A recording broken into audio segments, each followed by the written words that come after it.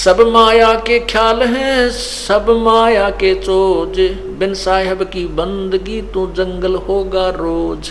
ओह, ये जो राम नाम नहीं रटते, इस माया काल की माया के ही सब चोज माने आपको झूठा सुख दे रखा है। इस झूठे सुख में, इस माया के जो आनंद को आनंद मानते हैं, कार होगी, कोठी होगी, घूटी ला ली, ताश खेल लिया, इधर उधर बकवाद कर ली, नाच गा लिए, कहते हैं ये माया के चोज हैं तुझे यहाँ मूर्ख बनाए रखने के लिए। और भगवान की भक्ति के बिना फिर ये सब ठाठ बाट छोड़ करके जंगल में रोज बनेगा। रोज एक पक्षी जिसे नील गाय कहते हैं, वो सारा दिन भटकता रहता है, इधर से उधर, उधर से उधर, कोई ठिकाना नहीं। कोई कुत्ते पाड़ रहे हैं, कोई किसान लठ मार रहे हैं, इधर से उधर भगा रहे हैं। कहते हैं ऐसी दुर्गति तेरी हो जाएगी। और जो हमारी शरण में है, जो जन हमारी शरण है, ताका हूँ मैं दासे, भक्ति अनाहद बंदगी अंतलोक प्रकाश। जुन्नी संकट मेटे हूँ, देहू निश्चल बास, और अंतर में रखूंगा जम की नहीं तरास। अब जैसे आपने पहले सुना वाणी में, अमृत वाणी में, कि माया हुई तो क्या हुआ, भूल रहा नरभूत, पिता कहेगा कौन को, तू वैश्या का पूत। अब कहते हैं जो हमारी भक्ति करता है उसके लिए क्या बताते हैं कि जुन्नी संकट मेटे हूँ, देहू निश्चल बास। निश्चल उस शाश्वत स्थान सतलोक में आपको निवास दूंगा, आपका वहाँ ठिकाना बना दूंगा, और उरंतर में रखूंगा। अपने जैसे बंदरिया अपनी छोटी सी बच्ची को सीने से लगाए फिरता है, नीचे चिपका लेता है, वर्षा से भी, गर्मी सबसे बचाने की चेष्टा करती है। जैसे भी उसके पास समाधान है, वो अपने बच्चे को सीने से लगाए फिरते हैं। कहते हैं ऐसे मैं आपको अपने हृदय के अंदर इस प्रकार बचा के रखूंगा, और काल की त्रास पीड़ा तेरे तक नहीं आने दूंगा। जुन्नी संकट मेटे हूँ, देहू निश्चल बासे, उरंतर में राखे हूँ जम के नहीं तरासे। इस माटी के मैल में मगन भया क्यों मूडे, कर साहेब की बंदगी उस साई को ढूंढ। उस साई को, ओए होए। तत्ब्रह्म गीता जी के अध्याय नंबर 8 के मंत्र नंबर 1 में कहा है कि किम तत्ब्रह्म, किम अध्यात्म, किम अधियज्ञ और किम अध्यात्म पुरुषोत्तम। कि वो किम कौन सा, वो तत्ब्रह्म जिसके विषय में आपने 7वें अध्याय के 29वें श्लोक में कहा है कि तत्ब्रह्म को उस भगवान को जानने के बाद, उस ब्रह्म को जानने के पश्चात, और सारे इस आध्यात्मिक ज्ञान को समझने के उपरांत, और सभी कर्मों के बारे में जिसको जानकारी हो जाती है तत्व ज्ञान समझकर, उसके पश्चात वो व्यक्ति तो केवल जन्म मृत्यु से ही छूटने का प्रयत्न करता है, यहाँ की किसी भी वस्तु की इच्छा नहीं करता। उसके विषय में 8वें अध्याय के प्रथम मंत्र में अर्जुन ने पूछा कि फिर कौन है वो तत्ब्रह्म, वो परमात्मा, वो भगवान कौन है, वह भगवान कौन है, जिसके विषय में आपने 7वें अध्याय के 29वें श्लोक में कहा। 8वें अध्याय के 3रे श्लोक में गीता ज्ञानदाता भगवान कहता है कि वो परम अक्षर ब्रह्म है, वो परम अक्षर ब्रह्म है। तो यहाँ भी क्या बता रहे हैं, इस माटी के मैल में मगन भया क्यों मूडे, कर साहिब की बंदगी उस साई को ढूंढे। उस साई को ढूंढ,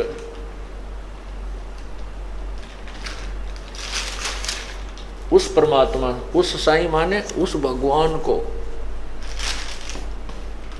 तत्ब्रह्म को ढूंढ।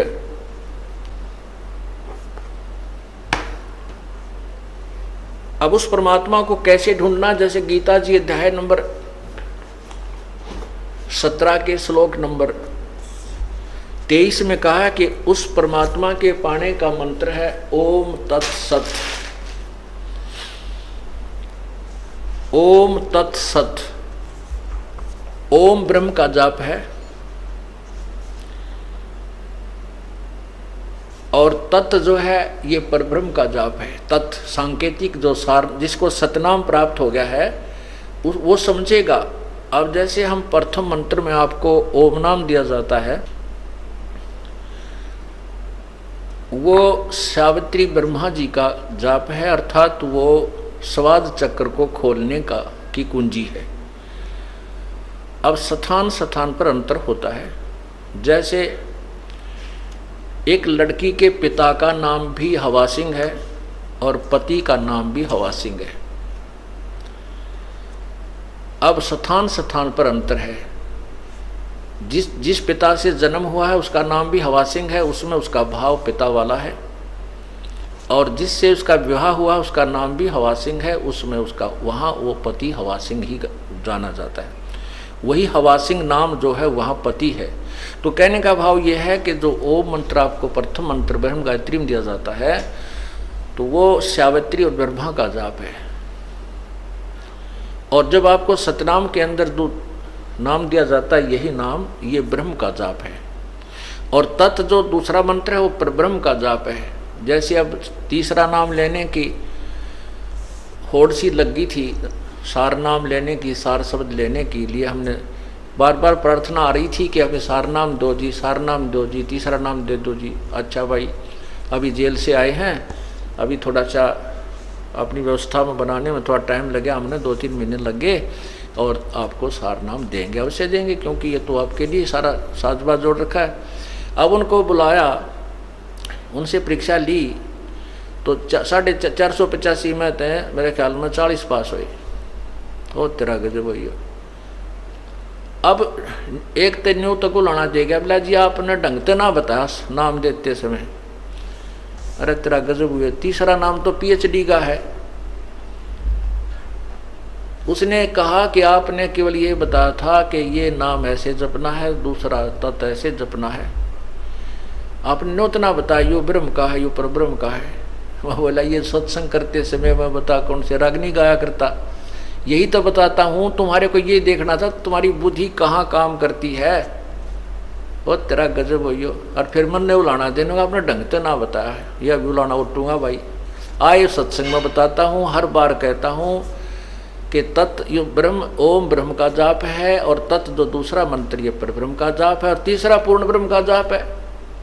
और फिर भी उलाना मेरे सिर पे। और तेरा पहली क्लास की बातें करते हो बच्चे, कोई बात नहीं, इसलिए आपको बार बार बुलाया गया है, और ये अभ्यास आपका होगा। तीसरा नाम देना तो परमात्मा ही देना है, और उसमें फिर आपके पास समय भी नहीं है। जैसे उस दिन 485 नाम लिखा गए थे, 285 भाग गए, 200 रह गए, 200 में थे 20-30 वो पास हुए, वो भाग्य उनके पास एक दिन और रुकने का समय नहीं था। रोहतक गए, रोहतक निकल गए उधर के उधर, कदे फिर घर के छो माजा। अरे पुण्यात्माओं, परमात्मा पाने के लिए ये नाम तो ऋषि महर्षियों को नहीं मिला जिन 88-80 हजार वर्ष तक तप किए, और आपको एक दिन और रुकने में परमात्मा निकटाव थे, और वो भी छोड़ के भागे। तो फिर तीसरे नाम के योग्य भी हो कहाँ गए? अपनी नमज आप टटोल लिया करो एक आदि पर कि हम कितने योग्य हुए हैं। सार नाम अब्राहिम सुल्तान अधम बलक बुखारे का बादशाह था, उसने घर त्याग दिया। परमात्मा ने कहा था बेटा जा बेशक तो अपना राज्य भी कर, भक्ति कर। तो उसने कहा नहीं पिता, नहीं परमात्मा, अब तो बच्चे संभाल लेंगे, वो सियाने हो गए, अब उस नरक में नहीं जा सकता, और मुझे अपनी लकड़ी तोड़ कर बेच करके मैं अपना व्यवस्था कर लूँगा। करना तो पड़ेगा काम, लेकिन यहाँ कर लूँगा, अपनी मजदूरी करके अपना पेट निर्वाह करके अपनी भक्ति करता रहूँगा। तो उसने ऐसा ही कि एक झोपड़ी डाल ली, जंगल में लकड़ी तोड़ लावे बेच आओ बस बाजार में, और बैठ कर अपना 5-4 दिन उन खा ले, फिर एक दिन एक इठड़ी एक बंडल फिर तोड़ के डाल जाओ। इस तरह अपनी भक्ति कर रहा था। प्रथम मंत्र दिया, फिर सतनाम दिया प्रभु ने, फिर सार नाम के लिए, क्योंकि सत्संग में सुनता रहता था, फिर कहा भाई सार नाम भी दिया जाएगा, सार नाम के बिना मोक्ष नहीं हो सकता। तो वो सार नाम के लिए प्रार्थना करता था, प्रभु आपका दास सार नाम के योग्य हो गया हो तो देख ला प्रभु, कृपा करना आपके दास पर, बहुत अधीन हो गया था। परमात्मा ने कहा भी अवश्य बेटा, नाम जब तुम योग्य हो जाएगा अवश्य नाम देंगे। तो एक दिन प्रभु ने कहा भी तुमको सार नाम दिया जाएगा, आप ऐसे ऐसे उस दिन वहाँ आना हमारे पास आश्रम में या जैसे भी कोई स्थान निहित किया।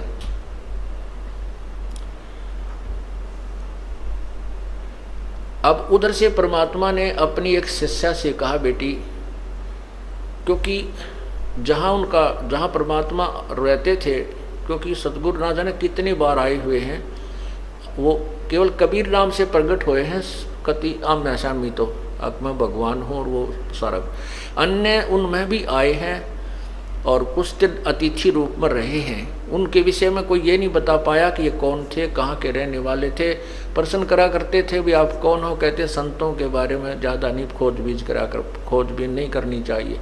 इस तरह वो गुप्त रूप में काफ़ी समय तक 10, 20 वर्ष, 50 वर्ष कहीं रह जाते थे, फिर चले जाते थे, अपने अन्य रूप बना कर भी आते रहे। तो वो वहाँ एक आश्रम सा बनाकर प्रभु रहा करते थे, एक झोपड़ी सी डाल के। तो वहाँ बुलाया उनको के, और उसमें प्रवेश करने से पहले 5-4 मकान आते थे और वो एक ही गली थी उसमें एंट्री करने की, और उसमें 5-4 जो मकान थे उनमें से एक मकान अपने भगत का था। तो उस लड़की से कहा बेटी अब के ये भगत आएगा सार नाम लेने के लिए, उस दिन बता दिया, उस दिन आना, क्योंकि वो गुरु वचन पर चलता था, भगत गुरु वचन पर चलते थे, उसी दिन आना था। परमात्मा ने कहा बेटी अब ये ऊपर से आए ना, यहाँ तेरे मकान के नीचे से गुजरे तो इसके ऊपर एक बाल्टी गारा के कीचड़ की, पेशाब पशु भैंसा का, पशुओं का, गायों का, बकरियां का गोबर गार मिलाकर इसके ऊपर ओझ दिए, ऊपर तक उलेट देना। और इसकी फिर क्या प्रक्रिया हो, इस गारा के मिट्टी के कीचड़ के डलने के उपरांत इसकी क्या प्रक्रिया हो वो मुझे बताना, यो तुझे कैसा व्यवहार करे। तो उस लड़की ने ऐसा ही किया। इब्राहिम सुल्तान जी आ रहे थे, ये बल्ख बुखारा के बादशाह थे जिन्होंने राज रूज त्याग करके अपना एक साधारण से व्यक्ति का जीवन जी रहे थे, भक्त का। अब जैसे आपको बताया था कि विकार मरे मत जानियो जो भूबल में आग, बहुत अधीन था, नम्रता भी बहुत थी, आता था सत्संग में जब भी जी साहब जी सर। अब ये तो परीक्षा होगी जब पता चलेगा हम कितने नम्र हैं, कितना क्रोध और काम और लोभ त्याग गया है, जब सामने चीज होगी जब पता चलेगा। तो वो आ रहा था, उस लड़की ने वो एक काम किया, ऊपर तक वो पूरी बाल्टी ठोक दी उसके ऊपर, और तब उसने नुक्कती ला करके देखा ऐसे, तो बहुत गुस्से में कहने लगा कि यदि आज मैं राजा होता तुझे वो सजा देता दुनिया देखती, तेरी आंखें फूट गई हैं क्या, आते जाते नहीं दिखाई देते तुझे। अब वो लड़की थोड़ी सी देर के बाद नहा धो कर अपने वहाँ भी पहुंच गई आश्रम में। तब पूछा बेटी वो किया आपने फार्मूला प्रयोग? बोले हाँ जी किया। तो क्या प्रतिक्रिया हुई भक्त की? उसको नहीं पता था कि ये कभी राजा भी था, लड़की को नहीं मालूम था कि ये राजा था, क्योंकि वो नहीं बताता था। तब उसने पूछा, लड़की ने अपने परमात्मा से, गुरुदेव से कि हे भगवान क्या ये राजा था? तो उसने, गुरुदेव ने यानी परमात्मा ने, कबीर जी ने कहा क्यों बेटी क्या बात है कि जब मैंने इसके ऊपर बाल्टी डाली ना, पानी का कीचड़ डाला, तो मेरे से खुद क्रोध में कहने लगा यदि आज मैं राजा होता, अगर आज मैं राजगद्दी पर होता, राज्य ना छोड़ा होता तो तुझे वो सजा देता, यहाँ संसार देखता। बेटा बेटी बस यही देखना चाहूँ था मैं, इसकी नब्ज देखना चाहता था, ये तीसरे नाम के योग्य हुआ है कि नहीं। ठीक है बेटी, राजा था ये, और बहुत बड़ा राजा था, इसने बहुत ही कुर्बानी की है। तब वो सत्संग के उपरांत जब भी गुरुजी विराजमान हुए आसन पर और कहा भी आ जाओ जिसने सार नाम लेना है, वो उठकर गया, प्रार्थना की कि आपका दास सारनाम के योग्य हो गया हो तो दया करियो प्रभु। तो परमात्मा ने कहा, नहीं बेटा, अभी तू राजा है, भक्त नहीं बना है। वो कहता, नहीं गुरुदेव, नहीं, मैं तो बिल्कुल आपकी कृपा से, आपके कहने से ही उसी दिन से राज को त्याग दिया है मैंने। परमात्मा बोले, नहीं, मैं जो कह रहा हूँ वो सही है, तू राजा है। और फिर कहता, नहीं जी आप, नहीं जी बिल्कुल नहीं। तो कहते हैं, गुरु के सम्मुख वचन नहीं कहे, सो से रहनी गहनी सुख लय। यह भी उसकी कमजोरी थी, ये कहना कि नहीं जी नहीं जी, जो गुरु जी कहे कहाँ जी जरूर, कोई उसको गहराई से सोचे कहाँ बोल रहे हैं संत। तो परमात्मा ने कहा, जा बेटा, 1 वर्ष के बाद उस दिन आना, बस, ज्यादा नहीं। तब वो चला गया। वो सोच गया, भाई बात कोई गड़बड़ जरूर हुई है, गुरुजी ने मुझे ऐसा कैसे कहा। फिर अपने अंदर टटोला, झांक गया, अपने अंदर झांका, वो मेरे से ऐसी कौन सी गलती हुई, मैंने ऐसा कौन सा काम कर दिया, ऐसी क्या बात हुई। खूब सोचा साची करता करता, कभी ना कभी तो दिमाग में आती है वो गलती की, सामने तो आवेगी घूम फिर के। तो उसके मन में आया, हो ना हो उस दिन उस बहन ने कीचड़ डाला था, कहीं मैंने उसको कुछ कह दिया। फिर उसने सोचा, गुरुजी को क्या पता, फिर वो काल घुमा दे। कहने का भाव यह है, 1 वर्ष में उसको इतनी तड़फ लगी सार नाम प्राप्ति की, और ज्यादा तड़फा, रोया, ये भगवान मैं पापी आत्मा हूँ, जिस परमात्मा के पाने के लिए मैंने घर भी छोड़ा, सब कुछ त्याग दिया, और वही नहीं मिला मुझे नीच को, तो ये जीवन व्यर्थ हुआ। तो बहुत विनम्र हो गया, अंतःकरण के अंदर बहुत ज़्यादा विनम्रता, रोने से परमात्मा की ज़्यादा भक्ति की। 1 वर्ष के बाद वो फिर उस दिन निर्धारित दिन को आया। तो परमात्मा ने कहा, बेटी आज फिर वही फार्मूला करना इसके ऊपर, और इसकी प्रतिक्रिया बताना मुझे। दूसरी बार जब वो आया, बल्ख बुखारे का बादशाह उसी स्थान से गुजर रहा था, उस लड़की ने ऊपर से उसी प्रकार वह कीचड़ डाल दिया। तब वो कहता है कि, तो वो लड़की कहती है, भाई साहब मैंने दिखे को नहीं, आप दिखाई नहीं दी, माफ करना, कौन हो आप, और मेरे से गलती होगी, माफ करना। कहने लगा, बहन ये कोई बात नहीं, ये तो मिट्टी के ऊपर मिट्टी ही डाली है, ये 5 तत्वों का शरीर भी मिट्टी है, ये भी कुबाड़ा है, आपने इसके ऊपर कुबाड़ डाल दिया, कोई बात नहीं, नहीं ना धो लूंगा, क्या बिगड़ गया इन कपड़ों का। इतनी विनम्रता उसके अंदर आई। तब वो परमात्मा के चरणों में पहुंचा। फिर तो उल्टा चला गया, वो कितना नदी नहर में जाकर नहाया धोया, कपड़े धोए, सुखा सुकू का फिर आया। आना था उस दिन, तो चरणों में बैठ गया। तब लड़की से पूछा परमात्मा ने, बेटी आज क्या गतिविधि थी उस भगत की। आज उसने जी ऐसे ऐसे कहा कि कोई, मैंने तो कहा भाई साहब गलती होगी, मैंने दिखाई नहीं दी, माफ़ करना। वो कहने लगा, नहीं कोई बात ना बहन, माटी पर माटी ये तो डाली है, इससे क्या फ़र्क पड़ गया, मिट्टी पर मिट्टी ही डाली है, अब धो के नहा धो के आ जाऊँगा, क्या फ़र्क पड़ गया। तब परमात्मा से उसने फिर अर्ज़ की कि प्रभु आपका दास सार नाम के योग्य हो गया हो तो क्षमा करना, दान करना दाता। तब वो कहते हैं कि हाँ बेटा, आज तू नाम के योग्य हो गया, आज सार नाम तुझे दूंगा। तो पुण्यात्माओं, सत्संग इसीलिए आपको बुलाया जाता है। आपने महीने में लगभग गणना नहीं तो 1 सत्संग 2 सत्संग अवश्य अटेंड करने चाहिए, क्योंकि 6 सत्संग हम करते हैं, 1-2 अटेंड अवश्य करना चाहिए। और सारे पीरियड अटेंड कर लो तो जल्दी बात बन जाएगी, ज्ञान समझ में आए बिना ये मोक्ष नहीं हो सकता।